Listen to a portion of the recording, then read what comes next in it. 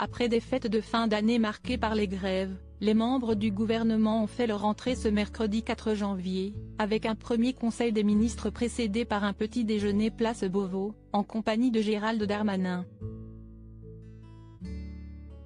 Une reprise sur fond de dossiers brûlants, à commencer par l'explosive réforme des retraites, menée tambour battant par Elisabeth Borne, qui doit être présentée dans l'hémicycle le 10 janvier. Un début d'année qui, face à l'inflation, risque fort de tourner au vinaigre. Emmanuel Macron semble en avoir conscience.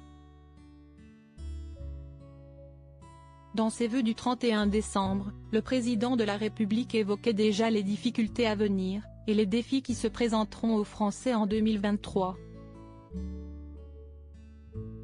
Des éléments qu'il n'a pas manqué de rappeler à ses ministres ce mercredi, dans la salle des fêtes de l'Élysée, explique Le Parisien. Face aux membres de l'exécutif, Emmanuel Macron a donc pris la parole, succédant à sa première ministre. Un discours empreint de gravité, c'était très long. Et très sombre aussi. Mais l'esprit se voulait quand même combatif, a rapporté un ministre dans les pages du quotidien. L'année sera difficile, a concédé le chef de l'État, appelant à se mettre du côté des gens, arrêter de raisonner en moyenne, et à ne pas céder à une sorte de fascination pour le malheur, le pessimisme, la fatalité, les crises qui succèdent aux crises que certains peuvent prévoir. Un coup de pression ont confié certains au quotidien, appuyé par Elisabeth Borne. Pour ce premier conseil, la chef du gouvernement a étalé les dossiers sur la table, réforme de l'assurance chômage, projet de loi immigration, sans compter la star des réformes, celle des retraites. Autant de défis à relever qui risquent en effet de corser les choses.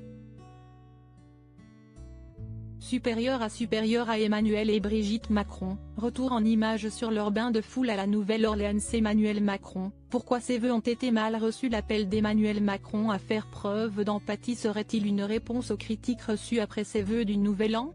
L'opposition et nombre de téléspectateurs ont étrillé son discours, jugé fleuve, mécanique, dénué de sens. Le fait qu'il dise « qui aurait pu prédire la crise climatique ?» donne l'impression qu'il est à côté de ses pompes, si ce n'est à côté de la réalité des Français, a estimé la députée LFI Clémentine Autain sur France Inter.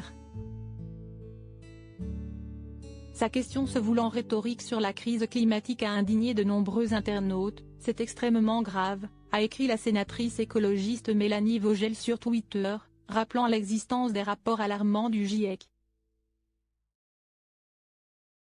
Samedi 31 décembre, peu avant son allocution, Emmanuel Macron avait livré un avant-goût de ses propos sur le plateau du JT de 13h de TF1, où il était invité « Il nous faut tout de suite continuer le travail et nous préparer à une reprise qui, je pense, devrait arriver dans l'année 2024 », avait-il souligné. Une pointe d'espoir, qu'il n'hésite pas à nuancer auprès de ses ministres. Article écrit en collaboration avec 6 médias. Crédit photo, Stéphane Le Mouton.